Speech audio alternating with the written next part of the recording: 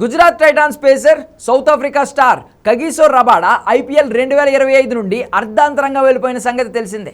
ఈ సీజన్లో తొలి 2 మ్యాచ్ల్లో ఆడిన అతడు ఏప్రిల్ 3న స్వదేశానికి వెళ్ళిపోయాడు. అప్పుడు అతడు వ్యక్తిగత కారణాలతో వెళ్ళిపోయాడని ప్రకటన చేశారు. కానీ అసలు విషయాన్ని ఇప్పుడు బయటపెట్టాడు Rabada.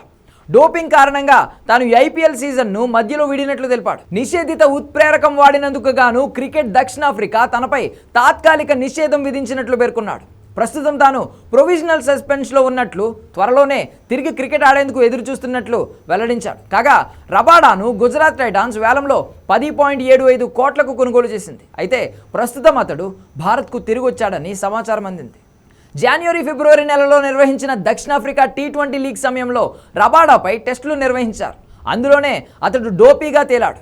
World anti doping system వాడే నిబంధనల ప్రకారం రబాడాకు కనీసం 3 నెలల నుండి 4 ఏళ్ల శిక్ష విధించే అవకాశం ఉంది. అయితే అతడు ఆట కోసం ఈ డ్రగ్స్ తీసుకోలేదని నిరూపిస్తే మాత్రం 3 నెలల శిక్ష మాత్రమే విధిస్తారు. చూడాలి మరి ప్రపంచ డోపింగ్ నిరోధక వ్యవస్థ అతడికి ఎలాంటి శిక్ష విధిస్తుందో. ఇక ఇదే విషయంపై ఐసీసీ చర్యలు తీసుకున్నా కూడా రబాడా జూన్లో ఆస్ట్రేలియాతో జరగబోయే వరల్డ్ టెస్ట్ ఛాంపియన్షిప్ ఫైనల్కు కూడా దూరం అవ్వచ్చు. ఇదిలా ఉంటే సరదా కోసం డ్రగ్స్ తీసుకున్నానని, దీంతో ఇప్పుడు నిషేధాన్ని ఎదుర్కొంటున్నానని ఈ సఫారీ పేసర్ చెప్పుకొచ్చాడు. తాను చేసిన ఈ పనికి చింతిస్తున్నానని, అందరూ క్షమించాలని కోరాడు. కానీ తన వ్యక్తిత్వాన్ని ఈ ఉదంతం తేల్చదన్న రబాడా ఆటపై తన ప్రేమ ఏమాత్రం తగ్గదని వివరణిచ్చాడు. క్రికెట్ ఆడడం తనకు దక్కిన గౌరవమని, దానిని ఎప్పటికీ తక్కువగా చూడనని తెలిపాడు. ఈ కష్టకాలంలో తనకు అండగా నిలిచిన వారికి రబాడా కృతజ్ఞతలు తెలిపాడు. ఈ సంఘటన తన భవిష్యత్తును నిర్దేశించదని, మరింత కష్టపడి అంకిత భావంతో ఆడతానని పేర్కొన్నాడు.